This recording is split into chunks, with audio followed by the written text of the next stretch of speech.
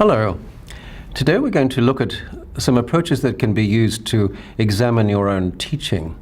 The first activity is going to involve watching or listening to yourself as you teach one of your lessons.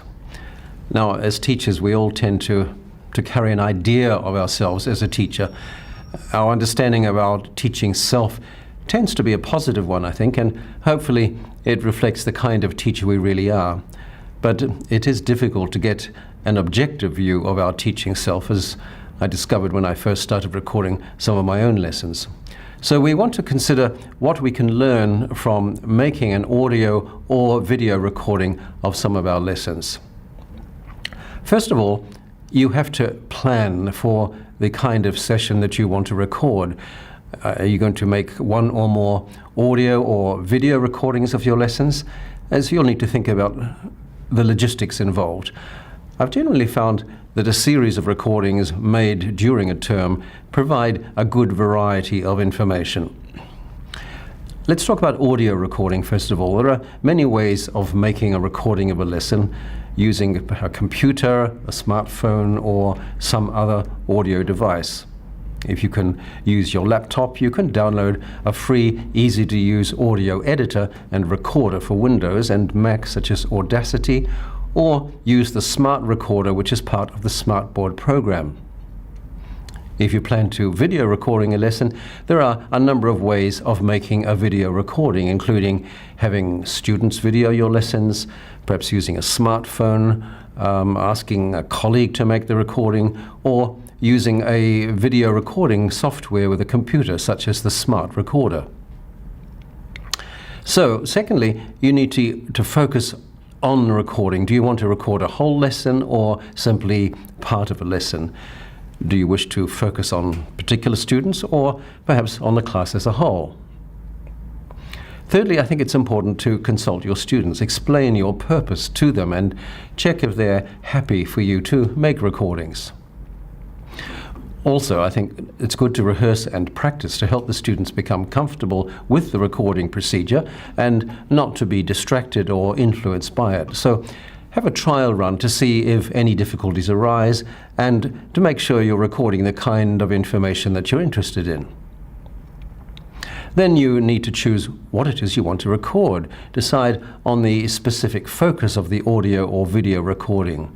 For example, are you interested in how you communicate the goals of the lesson, or, for example, how you give instructions in feedback, or how you pace the lesson, how you ask and answer questions, or how you establish rapport with the students, perhaps how you use classroom space, or how you use a textbook, how you use procedures for classroom management, how much teacher talk occurs in the lesson, and how actively the students are involved in the lesson. And other questions to consider when listening to or viewing the recording at a later date include such things as, how loudly do I speak? Do I get off track at all? Do I do anything annoying or distracting with my voice, with gestures and postures and so on? How do I use gesture and eye contact to complement my teaching? Perhaps how clear are my instructions for activities, and how clearly do I communicate the big ideas in a lesson? Perhaps are you interested in knowing how effective your interaction is with students and what students are doing as you're speaking? And does the methods and teaching procedures you use seem appropriate for the content and goals you have in mind? Perhaps do you spend too much time talking about things that don't need to be talked about? So, playback. When you listen to or watch the recordings, note both positive aspects of your teaching as well as anything you may wish to change or modify. You might also wish to share the video with a colleague whose judgment and opinions you value, and focus on questions such as these. What do you think are the most positive features of the lesson? Was there anything that you were surprised or puzzled about? Can you suggest any alternatives I could try?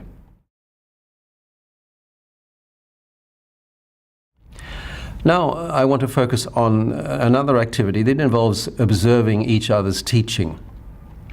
As teachers, we don't always enjoy having someone observe us. I guess it's a normal reaction, but observing another teacher teaching is a useful way not only of observing the teaching strategies another teacher makes use of, but it can also serve to prompt reflection on your own teaching.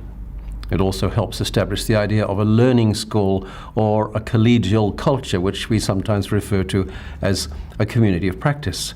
So now I want to focus on using observation to learn more about teaching rather than to evaluate teaching. So the purpose of observation in this activity is for the observer to watch a lesson and to collect information about the lesson that the teacher being observed would have difficulty collecting herself. So that means your role as an observer is to provide another pair of eyes to watch how the lesson unfolds. So first you need to talk to a teacher whose class you'd like to observe. In return, he or she will observe your class. Clarify that you'll not be evaluating the lesson, but simply collecting information about features that the teacher would like you to focus on. Then, before you schedule a lesson to observe, find out as much as you can about the class you're going to watch. You could ask questions like these. What kind of class is this? Who are the students? What's their level, and do they have a similar ability level? What are their strengths and weaknesses? What teaching materials are being used? And what other resources does the teacher make use of? Are there any problems or difficulties with this class? What teaching approach or teaching style does the teacher make use of? So as an observer, your task is to collect information about features of the lesson, and to do this, you'll need to decide how you'll record your observations. The different ways you could do this. For example, you might make use of a checklist, for example, of different question types to see which question types the teacher used. You might simply carry out a narrative. You simply write your account of the lesson as it unfolds, perhaps making notes against a timeline, 9 a.m., 9:10 a.m., 9:15 a.m., and so on, if the teacher is interested in time management. A seating chart is also useful, in which you check the number of times individual students ask or answer a question during the lesson. So the teacher identifies what they would like you to observe based on the aspects of their teaching that they're most interested in. These could be teacher behaviors, learner behaviors, or both. There should be some aspect of teacher or learner performance and participation that can be readily observed and recorded by the observer, such as the number of times students ask questions, for example, low inference features, and not things that could not be observed but which would depend on making inferences, such as whether the students found the activities useful.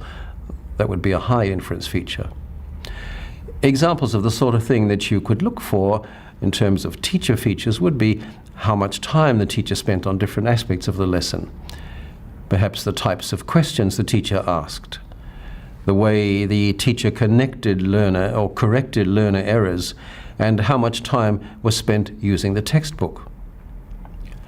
Learner features could include how students participated during a group activity, or the amount of student participation that occurred during the lesson, or perhaps the kinds of pronunciation or other errors made by learners, perhaps also the kinds of questions students asked. After the observation, you should reflect on what you found most interesting about your colleague's lesson and his or her teaching style. How does her teaching compare with the way you typically teach a lesson? Is there something you observed that you would like to try in your classes? So share the information you collected with the teacher and discuss anything that arises from the information you collected. Your role during this process is to be non-judgmental. However, if the teacher asks you, "How did you like my teaching?" you should first comment on what you liked most about the lesson. For example, "I really liked the way you set up the first activity," or "The students really seemed to enjoy the lesson." If the teacher asks for suggestions, if appropriate, you could offer brief and constructive feedback. For example, "I wonder if the task might have worked better as a whole class activity rather than as a group activity."